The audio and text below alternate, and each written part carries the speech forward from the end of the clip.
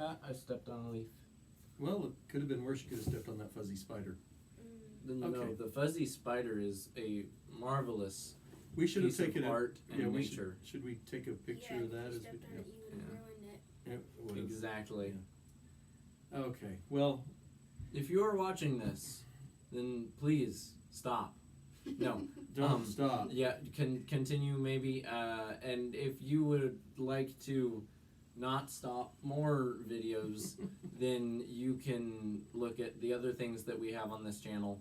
Yeah. Because We got have plenty of it. we have prayer studies and sermons and other Bible classes with topics and words and things. Words and things. You can see those and then forget they exist and Or not. go about your daily life. Just the same as you were before, without changing whatsoever. Exactly, and it will be incredibly boring and sad, and Or you could let the things that the Word of God teaches you actually change your life.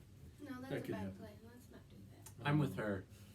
All right. Yes, you're right next to her. Yes, exactly. See, All right, prepositions. So subscribe and get notifications and whatever, and tell your friends about these fun things. We have been looking at some of the arguments for the existence of a God. With our ears. Because when you're looking at arguments, that's how you see them. Because Well, it it's depends. someone like verbally arguing, Well, so unless- you have to ears. Unless it's like a meme or something. Oh yeah. So The best arguments come in meme form. It goes without a doubt. they're often most No context. misunderstood. Though no True. context. Contest, who cares?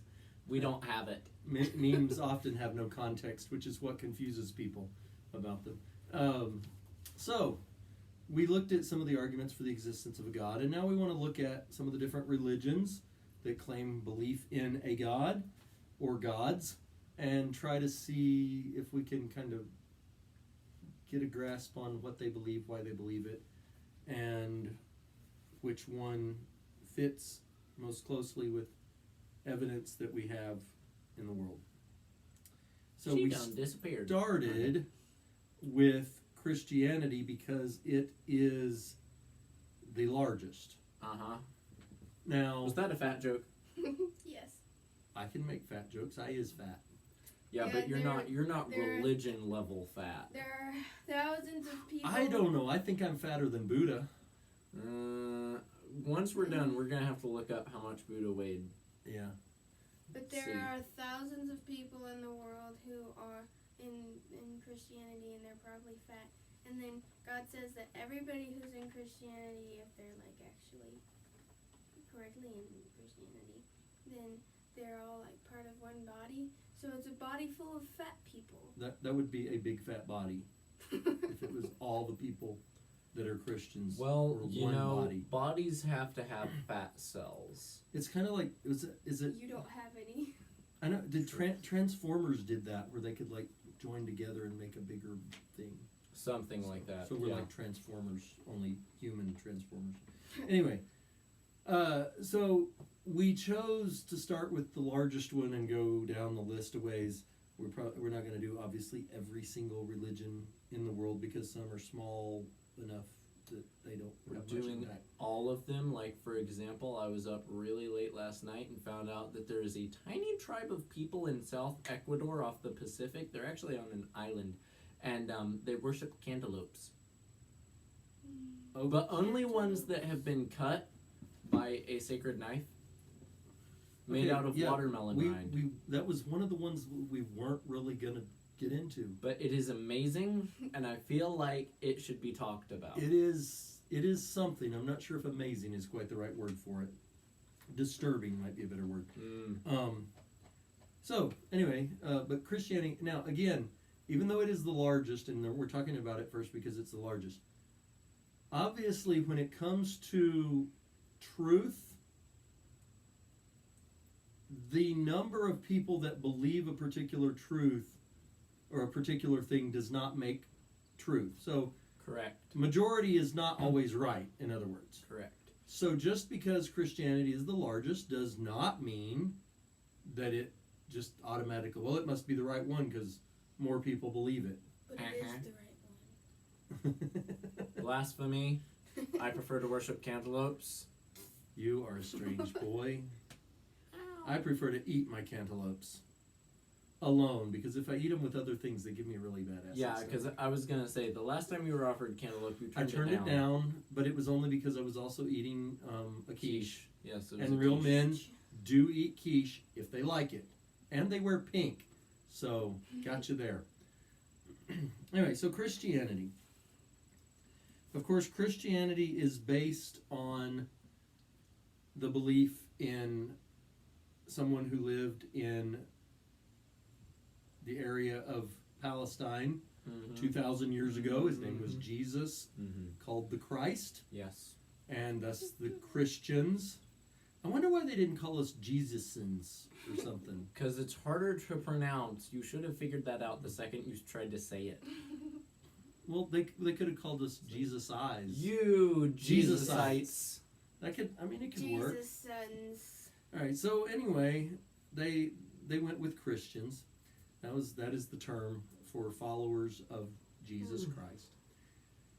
And again, because he lived about 2,000 years ago, the religion is about 2,000 years old.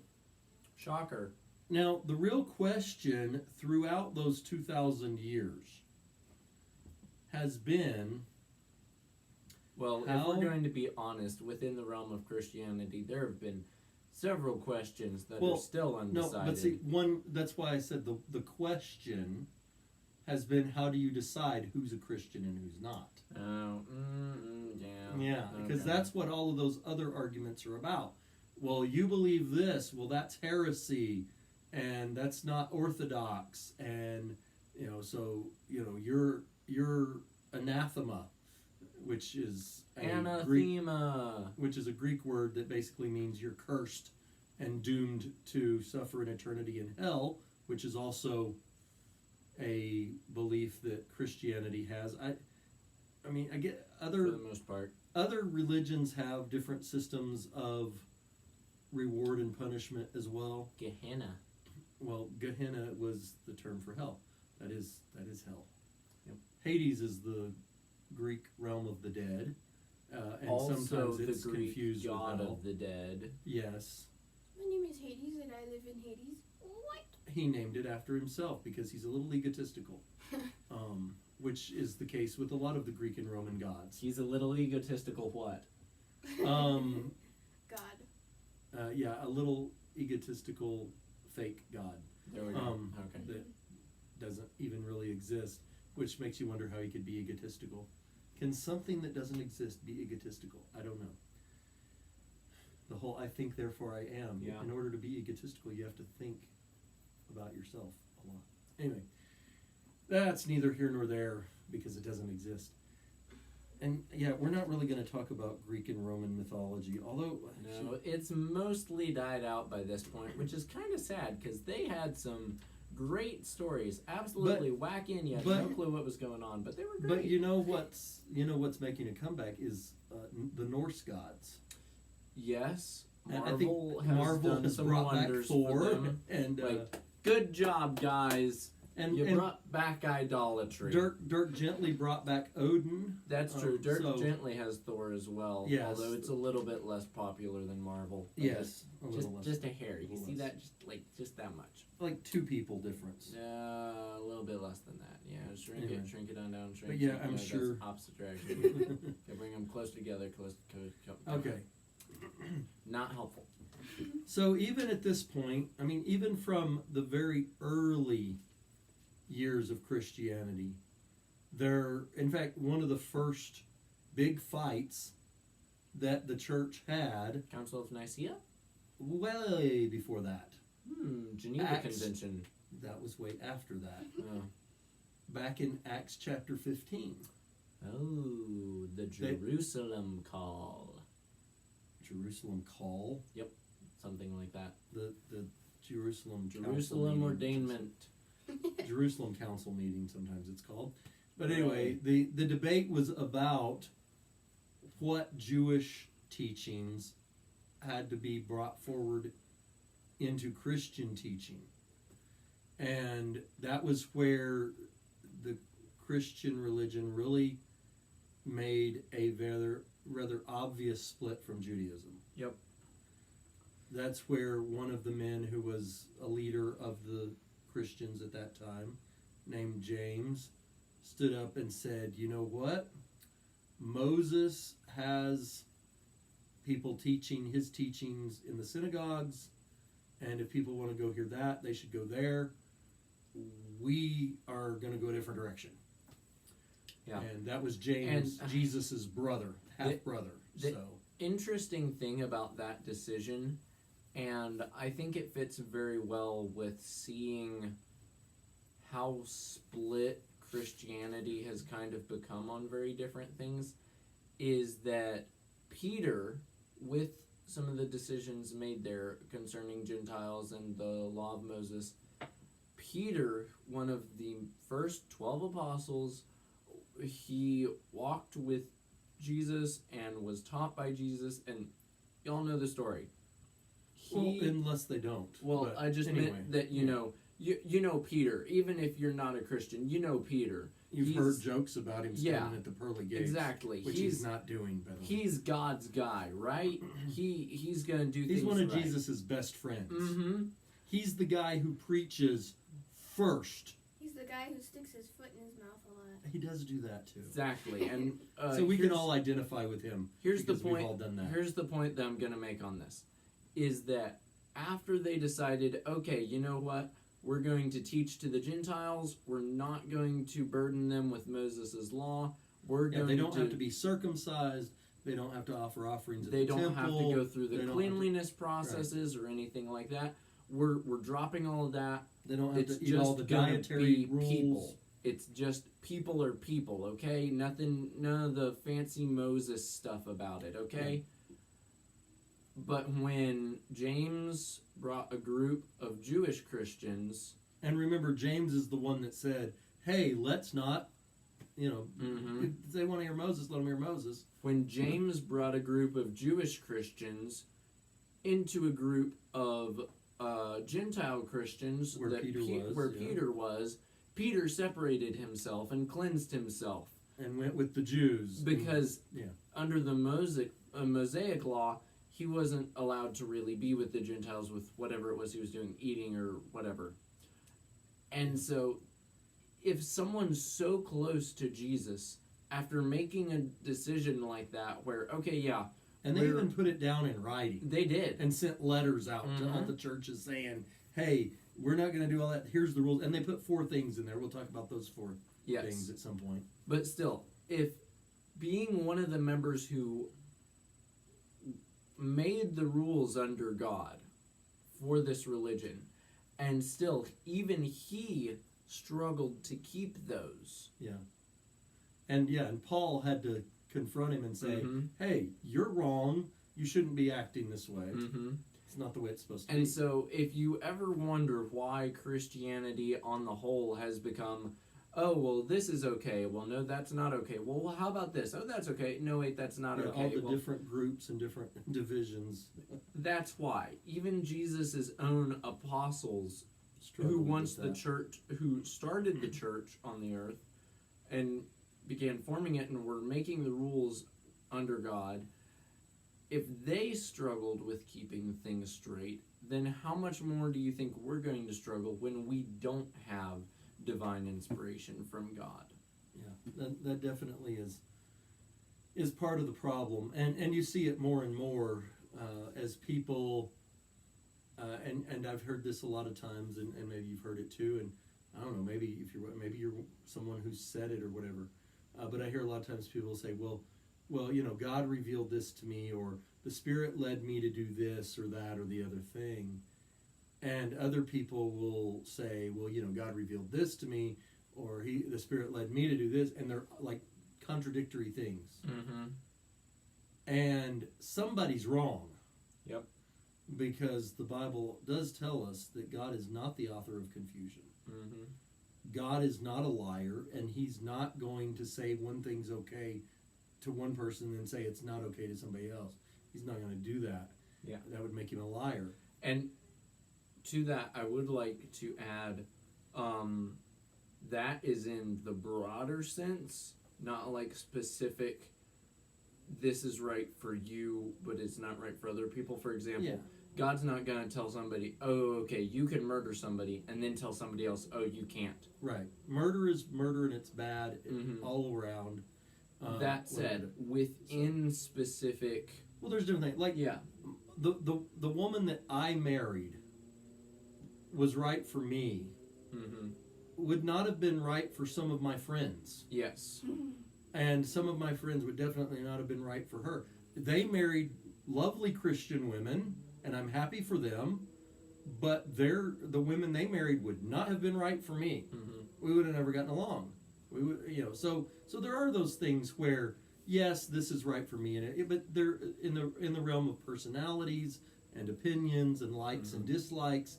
But when it comes to morality and what is true and false and right and wrong morally, not just I don't like coffee and you don't like tea and whatever, not like that. So yeah, there's definitely things where there shouldn't be disagreement, and yet there often is. And the saddest thing about that is that is the very thing that Jesus, as he was his last night before his death, he was praying to his Father, and the one thing that he asked for all of his followers from then till the end of the world, he asked that they be one. one. We've done a stellar job of that one, haven't we? Yeah. I think we misunderstood one for 1,000,000 different ways. Yeah. It's sad. It's really truly sad that and that's the only thing that he prayed to God and asked for in his prayer to God for us. I mean, he asked he said if you'll let this cup pass from me, and various different things, and about the apostles, that God protect them while they were teaching and stuff like that. But the only thing that he said about his followers, all of his followers, the only thing he prayed for was our unity. Yeah. And that's we've failed miserably. And I mean, you think about that for a second. He could have prayed for us to love him, to follow his will perfectly, for anything. Yeah. But instead of that, our unity. Mm-hmm. Think of that. What if we had unity in doing the wrong thing? That would have filled what he prayed for, and that was not specifically. Not quite, because he was a little more specific Yes. about the oneness. Yes. That they may be one in me. Yes. Which would not be one in the wrong way. Well, one in you the forgot right to way. clarify that Well, point. okay, I I didn't forgot that it was clarify in that there. point. But Sorry. yeah, so that's a little bit important there, is that, we be not just united, unified in we be united error, in the but right thing. unified in him. That's a very important thing. Yeah. So we start thinking about, and we're not going to dig into this one because we're running out of time, but I want us to think about for next time. I want you to think about for next time. How do you determine who is a follower of Christ and who's not? Mm-hmm. What is the basis for determining that? Mm-hmm. What standard, what kinds of criteria do you look at? Mm-hmm. And we go back to that letter. In that letter, they said, don't worship idols, don't eat things that have been strangled, don't eat blood, and avoid fornication, which is sexual immorality, basically. So don't worship idols, don't eat the blood or meat from an animal that's been strangled to death, which would mean the blood was still in it, instead of it being, throat slit or, blood drained out like we, generally would do. Mm-hmm. And then stay pure sexually. So really kind of three things, don't eat blood or meat that's got blood in it, don't worship idols, and stay pure sexually. Is that it? If that is it, Do you know people who say they're Christians who aren't sexually pure? Does that mean they're not Christians? Yeah. If they didn't keep themselves sexually pure, if they mess up one time, is that the end of the road? They're not a Christian anymore. And Yeah. I know some people who mostly go by all those rules, and they're not Christian. Yeah. Some people, just because somebody doesn't worship atheists don't worship idols. A lot of atheists probably don't eat blood because it's really not a very common thing. At least in the United States, in some places, blood puddings and blood sausages and things are a thing, but not so much here in the U.S. Although, there are some blood puddings, I guess, that some people may eat. Which, anyway. And then even, an atheist could be celibate, could be sexually pure. An atheist could get married and be faithful to their husband or wife or whatever. I wonder how atheists would feel if we told them that they're Christians now. They're Christian. You're a Christian because you're a Christian. You don't worship idols. You did those you don't things. eat blood you're or good. eat strangled animals, and you're either a virgin or you're married and haven't cheated on your spouse. So yeah, you're a Christian. Yep. Is that all there is to it? Is Nothing that really, else. That's is that it. the rule? No. You're good. Again, the point of that letter was to help the Gentiles who were becoming Christians to know which of the things that had been taught to the Jews were still things that they needed to understand and do. But there were other things that were what makes Christianity, which makes it different. And we'll look at some of those things next time when we look in the book of Ephesians at some things that Paul defines as 7 things that really bind Christians together in that unity, that oneness. And so we'll look at those next time. Abigail, again, you've been really quiet. Except for, wanting to worship cantaloupes or something. No, that was me. Oh, you wanted to worship the cantaloupes. Well, if I didn't have any binds to Christianity or any other god, I'd probably worship cantaloupes. Why cantaloupes when there are spaghetti squash? Cantaloupes are sweeter. What about watermelons? Cantaloupe. Cherries. Maybe a good honeydew. Oh, good honeydews. Good honeydews. It's hard to go wrong with that. They're like Wow. white. All right. So anyway, we've looked at some of the things that have caused some of the a little bit of the division issue. Next time we're going to look at the things that Christianity all Christians should be able to come together to, and start to define what is a Christian. Yep. How do we define who a Christian is? Last time we did talk about believing in Jesus Christ. Mm-hmm. But And in order to do that, one of the things we've talked about is that we can't separate these religions out as well as some people may like.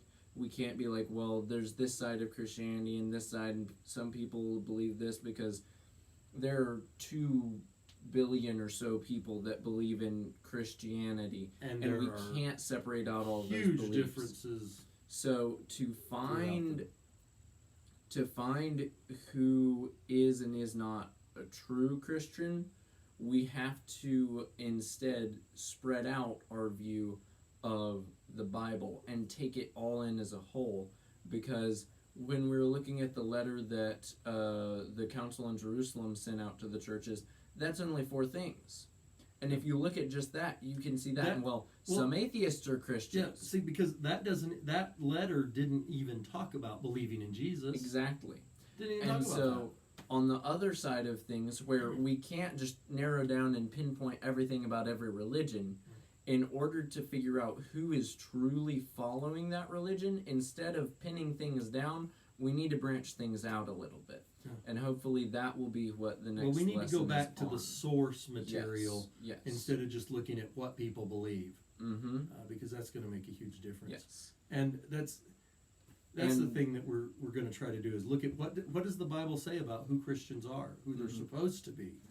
And unless I am very much mistaken, we will probably be trying to do the same thing with every religion we come across. as much as we can. If they take their source from the Bible, or Islam goes with the Quran, the Quran, or whatever they take their source from, and they're like, this is what it is to be a follower of this, we're going to delve into that and try and focus in on, okay, what do you have to be or do to be a part of that some group? of those, we may put some links in the comments or the description to try to help you have some other sources to go to. Yes. Because obviously we are not experts on all these different religions. And we cannot fit all of that into a 30-minute video.